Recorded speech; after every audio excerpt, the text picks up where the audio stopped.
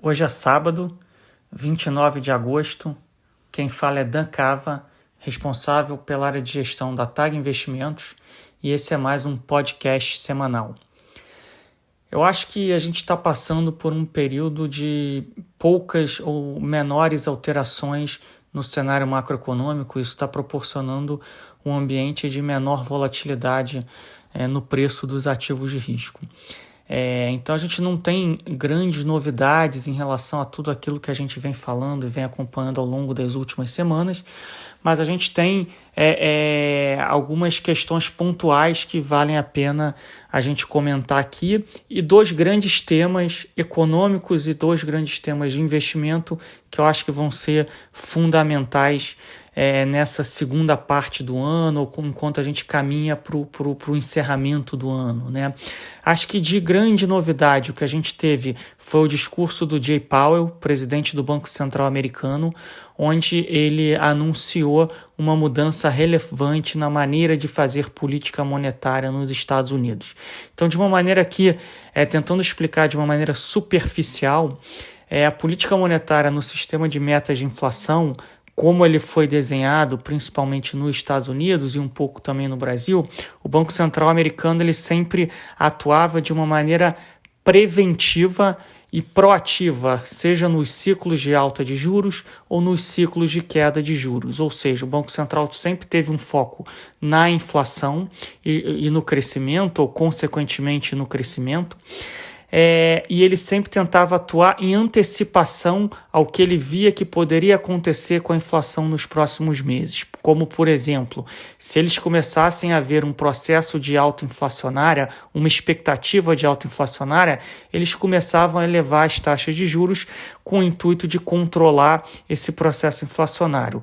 E vice-versa, quando esperava-se um processo de queda da inflação, você começava proativamente um ciclo de queda da taxa de juros.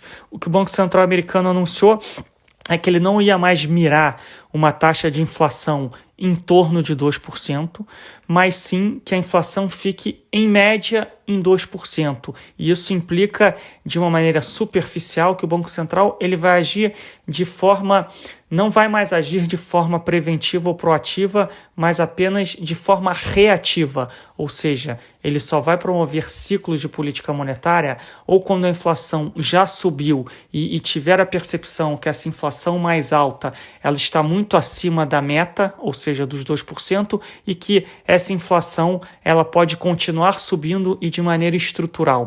E vice-versa, quando a inflação estiver muito abaixo da meta, você promove ciclos de afrouxamento monetário, seja com queda da taxa de juros, seja com programas de quantitative easing, de compra de ativos. O que isso implica? Isso implica que na ausência de inflação, como nós temos hoje, a gente vai ter taxa de juros mais baixas por ainda mais tempo, e o que a história mostra, principalmente nesses últimos 10, 12 anos, desde a crise imobiliária de 2008 nos Estados Unidos, que ficou conhecido como grande crise financeira, quando você tem taxa de juros muito baixas e quando você tem a liquidez muito alta proporcionada pelo Banco Central americano, você empurra o investidor para ativos de risco, para bolsa, para crédito, para ter duration, né? Ou seja, na renda fixa. Esse é o cenário base em torno, superficialmente, de uma explicação do que é essa novidade que o Fed nos trouxe. Então, no curto prazo, a gente deve ter aí um estímulo adicional para os ativos de risco, e não é à toa que a gente viu aí os principais índices de bolsa americana atingindo picos históricos, né? A Nasdaq, que é o principal índice de tecnologia, o S&P 500, o próprio Dow Jones, que é um outro índice mais focado no setor industrial, em setor de cíclicos, atingindo os picos do ano ou os picos históricos, né? Ao longo dessa semana. Essa política monetária, obviamente, ela traz riscos, né? Essa novidade ela traz riscos, e o risco, obviamente, se você tiver um processo inflacionário, esse processo for percebido como pontual e transitório, e na verdade ele não for pontual e transitório, ele for estrutural e o Banco Central fique o que os economistas chamam de behind the curve, ou atrás da curva, e quando você tiver que promover um ciclo de aperto monetário, de alta de juros, esse ciclo tem que ser muito mais acentuado do que se você tivesse agido preventivamente. Esse é o risco, não é o cenário base. O que a gente tem hoje ainda é uma perspectiva de inflação muito baixa, mas vale lembrar que o último Core CPI que a gente recebeu no mês passado, ou seja, o núcleo de inflação americana, ele já veio mais alto. A gente tem algumas pressões altistas na inflação de curto prazo nos Estados Unidos, muito influenciada pelo tamanho dos pacotes fiscais que foram implementados devido à pandemia, mas ainda há uma percepção que essa inflação, ela de fato é uma inflação pontual e temporária. Então acho que essa é a grande mudança que a gente teve aí ao longo da semana. E de forma resumida, eu comentei aí em algumas mídias e para o grande público que acho que resumidamente o que me parece é que o Banco Central americano ele vai inflar o mercado, inflar o preço dos ativos de risco até que a gente tenha inflação. O problema é que adivinharmos esse ponto de inflexão vai ser muito difícil, para não dizer impossível. E o lado negativo é que, na nossa opinião, quando tiver esse ponto de inflexão, ele vai ser muito rápido, muito acentuado e ele pode ser catastrófico, né? Do ponto de vista de que quando a inflação subir, se ela for percebida como inflação incontrolável, a queda no preço dos ativos de risco, dado o nível que eles vão ter atingido, pode ser uma queda catastrófica, né, em termos de velocidade e magnitude. Então, resumidamente, acho que não dá para ficar desalocado do mercado, porque a gente não sabe quando vai ser esse ponto de inflexão e a gente pode ter aí a continuidade de um processo de apreciação dos ativos de risco, mas a gente precisa estar sempre com o olho bem atento para os riscos em torno desse cenário base, e é para isso que a gente gosta de usar proteções, é para isso que a gente gosta de eventualmente ter um pouco mais de caixa e, de novo, ter um portfólio mais balanceado. Num texto divulgado essa semana na revista Exame, eu comentei que falar de ter portfólio diversificado é cair no senso comum. Acho que todo mundo que participa do mercado, que investe ou que estudou finanças, sabe que diversificação talvez seja a regra, uma das primeiras regras de um bom investimento. A grande dificuldade é a execução. Como você executa isso? Como você escolhe as classes de ativos? Como você faz a diligência e a governança para escolher os melhores fundos, os melhores gestores? Então, é para isso que você precisa, por isso que você precisa estar sempre bem assessorado no que tange essa construção de portfólio. Essa acho que foi a grande ou talvez única novidade da semana. Os dois grandes temas que eu continuo achando que vão determinar a direção dos mercados nos próximos meses no cenário internacional, obviamente a inflação, né, porque é intimamente ligada à mudança que a gente teve essa semana, mas a eleição americana. Eleição para presidente dos Estados Unidos é em novembro, a gente já falou bastante sobre isso nas últimas semanas. Quanto mais o tempo passa, quanto mais a gente se aproxima da eleição, mais o mercado deve ficar sensível às pesquisas eleitorais e ao caminho que cada um dos candidatos, né, seja Trump pelos republicanos ou Biden pelos democratas, eles vão mostrando as suas caras e a sua agenda. Então esse é um tema importantíssimo para as próximas semanas e para os próximos meses no que tange cenário internacional. No Brasil, é o fiscal. A gente já comentou sobre isso, foi o tema dos meus últimos 2 ou 3 podcasts. Eu tenho escrito sobre isso bastante aí ao longo das últimas semanas, quiçá ao longo dos últimos 1 mês e meio, 2. E eu acho que o João Manuel Pinho, que é um dos diretores do Banco Central, que participou do nosso evento essa semana do TAG Summit, ele reforçou um pouco o que o Roberto Campos Neto, presidente do Banco Central do Brasil, já tinha falado.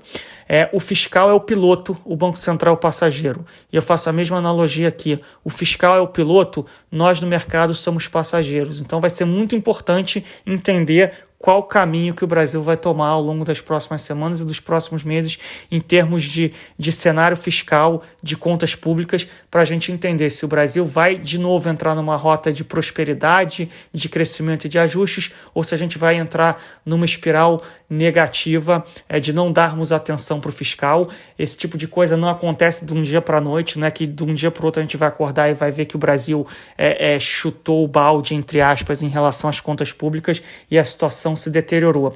Não foi assim nos governos anteriores que a gente teve, né? Foi um processo que durou lá 6, 7, 8 anos até a gente ver que o Brasil estava numa situação de fato insustentável e a gente teve que entrar numa rota de reformas. Então esses são os dois grandes temas, um no cenário internacional, um no cenário local.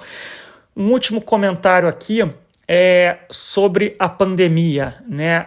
A gente já comentou um pouco sobre isso ao longo dos últimos meses. Parece que para a pandemia fazer preço no mercado de novo, a gente precisa ter uma notícia, uma mudança muito significativa em relação a ela, né? Não vai ser só as segundas, entre aspas, segundas ondas que vão mudar o cenário.